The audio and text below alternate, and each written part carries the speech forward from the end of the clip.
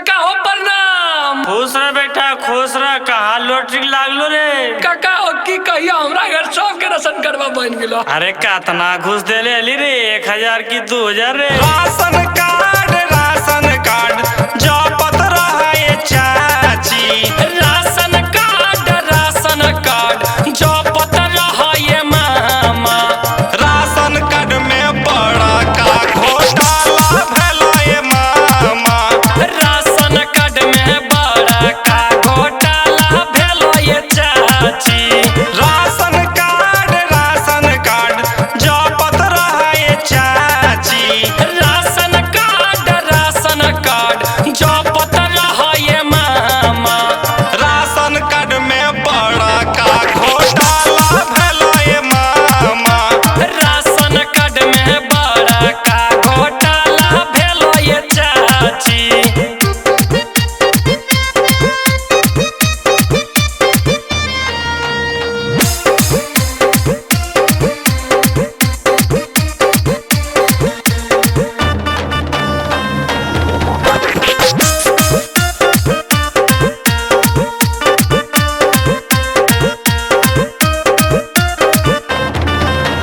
जेकर माथा में तेल ओकर लगैलकै।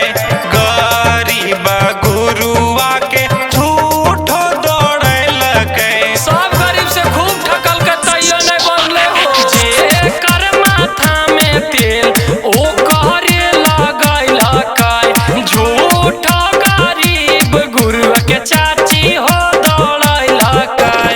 राशन जपत रहाए काका। राशन जपत रहाए काका। राशन कार्ड में बड़ा का घोटाला भलै ओ काका। राशन कार्ड में बड़ा का घोटाला भलै ओ काका।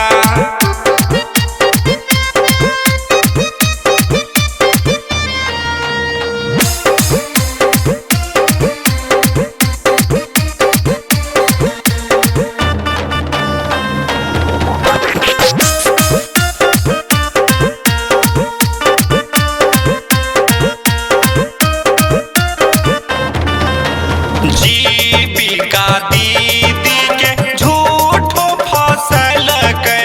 राशन कार्ड के फॉर्म भरे से पहले नहीं बतैलकै।